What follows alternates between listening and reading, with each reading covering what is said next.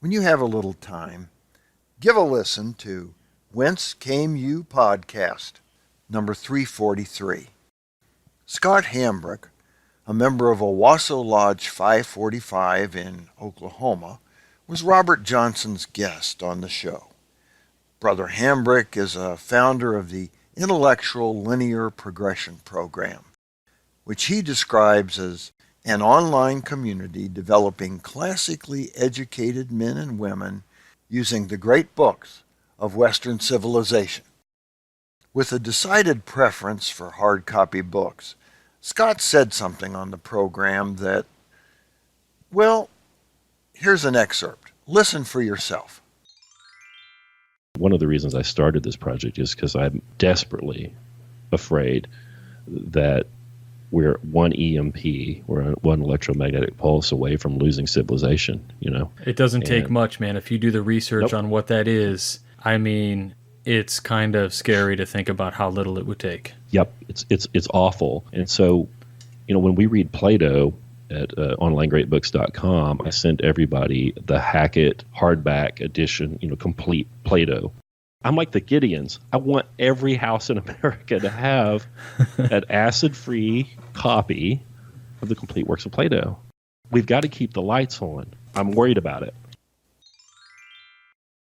This discussion brought to mind some of the resistance offered when I was an officer in the Missouri Lodge of Research.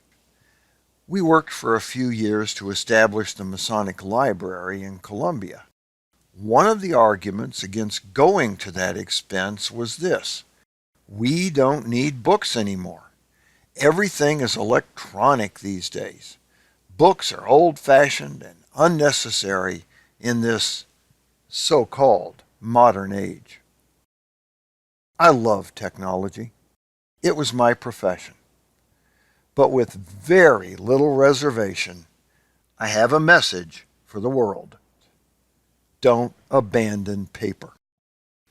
In fact, along with that, don't abandon any of the so-called old-time analog archiving techniques. I mean it. Most things today should be digital, but not exclusively. Why? There are lots of reasons not to turn every document or historical item into a string of ones and zeros, but there are a couple of really compelling ones. First, you've got to have the technology to use the technology.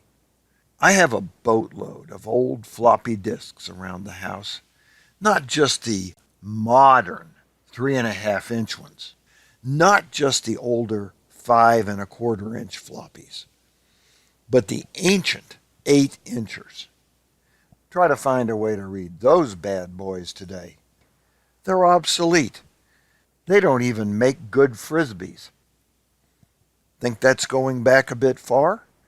You think your CDs are safe?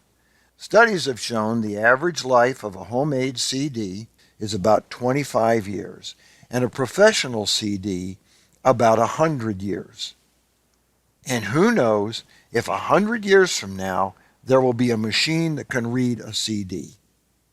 1,000 years? The solution? A good old-fashioned record player.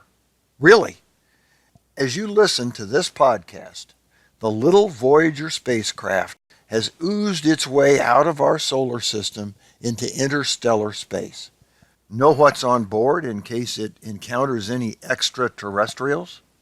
Not a CD, not floppies, not tape, not an SD card, but a record and record player with pictorial instructions on how to use it. E.T. probably won't have CDs, but he'll be able to operate that simple gadget. You might agree, but claim that's a really special case. And besides, there are no ETs around here. Well, probably not. But guess what? The official sound recording media of our very own Library of Congress uses 78 RPM records. Space age vinyl, 78 RPM records to be sure, but still Thomas Edison would be proud of us.